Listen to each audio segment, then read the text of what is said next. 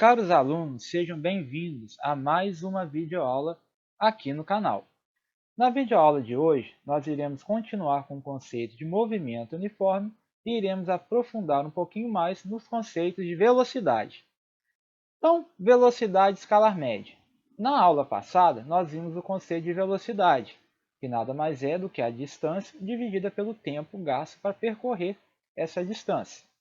Agora vamos aprofundar um pouquinho mais e falar sobre a velocidade escalar média. Então considere um carro que às 6 horas da manhã passa pelo quilômetro 10 de uma rodovia e que às 10 horas da manhã do mesmo dia passa pelo quilômetro 250 dessa rodovia. Então, de acordo com as figuras, um automóvel partiu às 6 horas da manhã de uma cidade situada no quilômetro 10 de uma rodovia. O quilômetro 10 de uma rodovia quer dizer que ele passou por um ponto situado a 10 quilômetros do marco zero da rodovia. Seguindo por essa rodovia, esse automóvel chegou às 10 horas da mesma manhã ao seu destino, que era outra cidade situada no quilômetro 250. Então, analisando esses dados, concluímos que a variação de espaço do automóvel foi de 240 km. ΔS, o deslocamento escalar, como a gente sabe, a posição final menos a inicial. O espaço 2 menos o espaço 1. Ou seja, ele chegou no quilômetro 250, saindo do quilômetro 10. Ou seja, 250 menos 10. Então, o deslocamento escalar foi de 240 km. Ele percorreu esses 240 km em 4 horas. Por quê? O intervalo de tempo ΔT, que é um instante de tempo final menos instante de tempo inicial, vai ser 10 horas menos 6 horas. Por quê?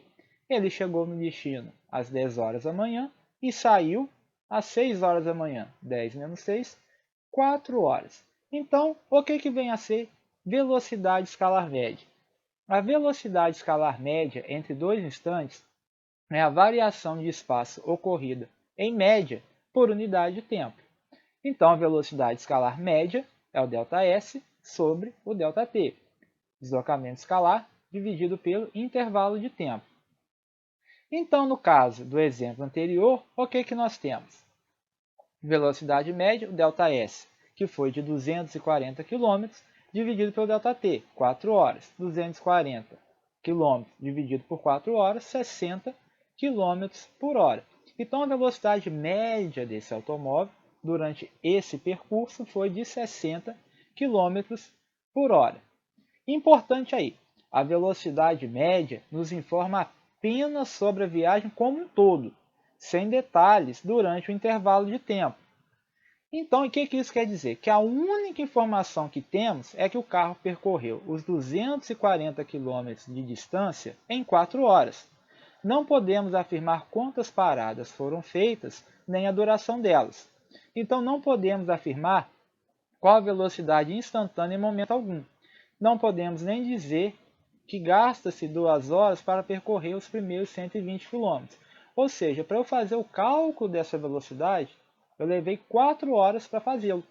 Ou seja, a distância 240 km dividido pelo intervalo de tempo que foi de 4 horas. Eu não tenho nenhuma outra informação a mais além dessas que eu tenho. Eu não sei se o carro parou, se ele teve que voltar em alguma coisa, em algum ponto da viagem teve que deslocar, teve que voltar para pegar alguma coisa que ele esqueceu em casa, por exemplo. Não sei. Eu sei que ele saiu às 6 da manhã, chegou às 10 e percorreu 240 km. Então a velocidade média dele, 60 km por hora. Ou seja, é a média durante todo o percurso. Além da velocidade escalar média, nós temos a velocidade escalar instantânea. Então, na apresentação da sessão anterior, um automóvel sofreu uma variação de espaço de 240 km durante o intervalo de tempo de 4 horas, o que determinou uma velocidade escalar média de 60 km por hora. Observe que esse resultado não nos permite saber como foi o movimento em diferentes instantes daquele intervalo de 4 horas. De fato, dependendo das condições de tráfego e do comportamento do motorista, o automóvel pode ter corrido mais em certos instantes e menos em outros, mas nada sabemos.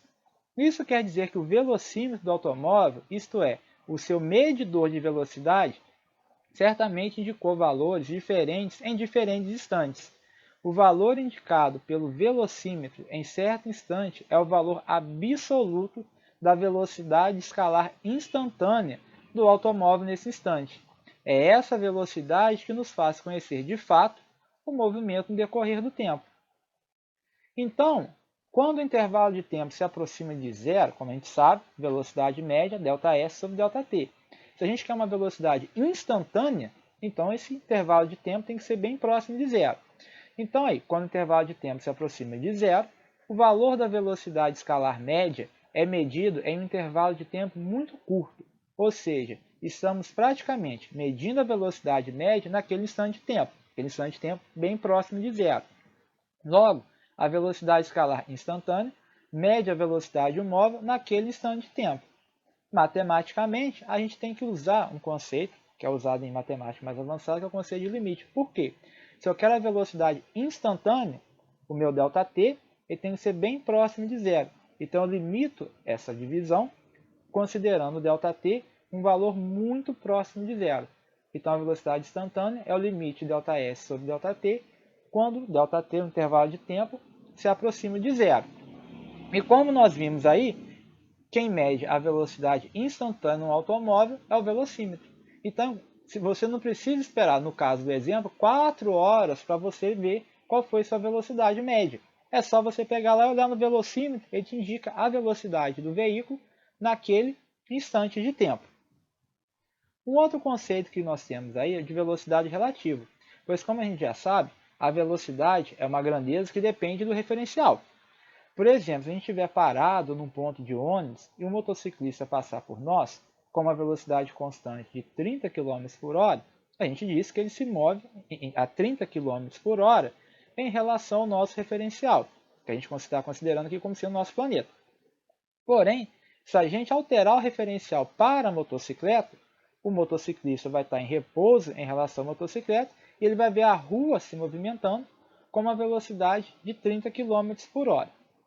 Então, em relação a móveis, onde há um movimento relativo entre eles, nós temos dois casos a se considerar. Primeiro é quando os dois móveis estão em direções opostas, um vindo na direção do outro, igual está na figurinha aí, ó. VA indo e o VB voltando, ou seja, VA para a direita e o VB para a esquerda.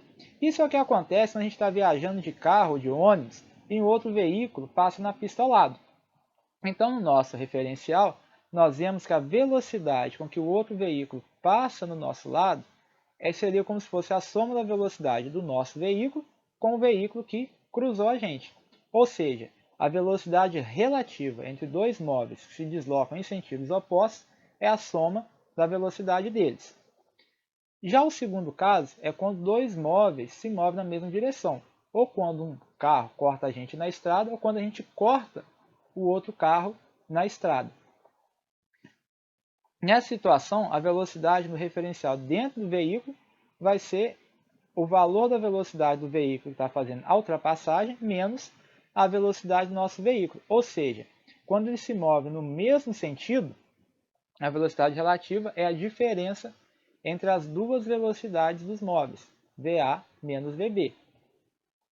Em resumo, o que nós temos aí? Quando eles estão em sentidos opostos, um em direção ao outro, o sinal ali vai ser positivo e a fórmula vai ser a soma das duas velocidades. Velocidade relativa é igual a velocidade de A mais a velocidade de B. E quando eles estão no mesmo sentido, ou seja, eles movem no mesmo sentido, né, o sinal vai ser negativo e a velocidade relativa vai ser a diferença entre as duas velocidades, ou seja, a velocidade de A menos a velocidade de B. Bom, encerramos aqui mais uma videoaula. Agora vocês estudem, façam a leitura do livro didático, do PET e façam aí as atividades. Até a próxima aula, pessoal!